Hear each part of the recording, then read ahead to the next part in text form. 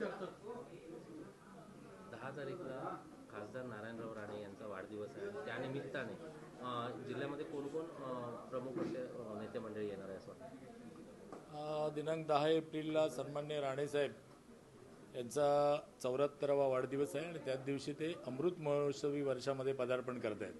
त्यामुळे यावर्षीचा जो वाढदिवस आहे तो विशेष असा आहे आणि त्यासाठी कणकवलीमध्ये सन्माननीय मुख्यमंत्री देवेंद्रजी फडणवीस, सन्माननीय उपमुख्यमंत्री एकनाथजी शिंदेसाहेब, त्याचप्रमाणे भारतीय जनता पार्टीचे ज्येष्ठ नेते आणि केंद्रीय मंत्री नितीनजी गडकरी साहेब, रवींद्र चव्हाण साहेब, त्याचप्रमाणे उदय सामंत असतील, असे अनेक केंद्रीय राज्य मंत्रिमंडळातले सगळे मंत्रीगण उपस्थित राहणार आहेत. त्याचबरोबर सगळे आमदार मंडळीसुद्धा उपस्थित राहणार आहेत. या वाढदिवसाला राणेसाहेब यावर्षी 75व्या म्हणजे अमृत महोत्सवी वर्षामध्ये प्रवेश करत आहेत. त्यामुळे आजपासून वर्षभर काहीतरी विविध कार्यक्रमाने त्यांचा अमृत महोत्सव संपन्न करावा असं एक नियोजन आहे आणि ह्या अमृत महोत्सवी वर्षाचा पदार्पण सोहळा 74व्या वाढदिवशी आपण इथे करतोय. त्यासाठी इतकी मान्यवर मंडळी येत आहेत. एक विशेष प्रयत्न आम्ही जे काही वर्षभर उपक्रम दर महिन्याला राबवणार आहोत ते सामाजिक स्वरूपाचे असतील, आरोग्यविषयक असतील, शैक्षणिक विषयामध्ये असतील, अशा अनेक विषयामध्ये आम्ही काम करणार आहोत.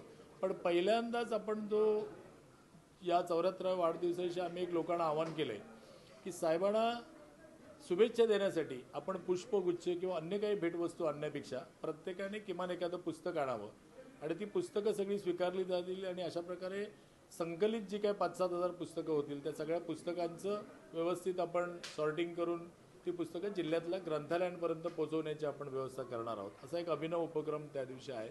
समाजात राणेसाहेबांवर प्रेम करणारी, राणेसाहेबांच्या कर्तृत्व, नेतृत्व आणि दातृत्वावर विश्वास ठेवणारी अनेक मंडळी आहेत. तर ह्या सगळ्या मंडळींना सुद्धा आम्ही विशेष असं सन्मानिका देऊन आमंत्रित केलेलं आहे.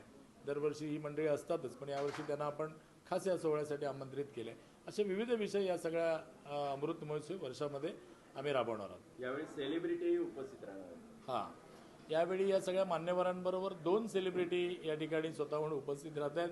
एक आहेत साहेबांवर खूप प्रेम करणारे, साहेबांशी स्नेहबंध असणारे अभिनेते संजय दत्त आणि दुसरे आहेत सोनू निगम. यांचाही साहेबांशी चांगला स्नेह आहे आणि सोनू निगम या सगळ्या कार्यक्रमाच्या नंतर आपलं एक लाईव्ह गाण्याचं एक लाईव्ह कन्सर्ट सोनू निगमचे जे आहे कार्यक्रम, तो कार्यक्रम सुद्धा सादर करणार आहे.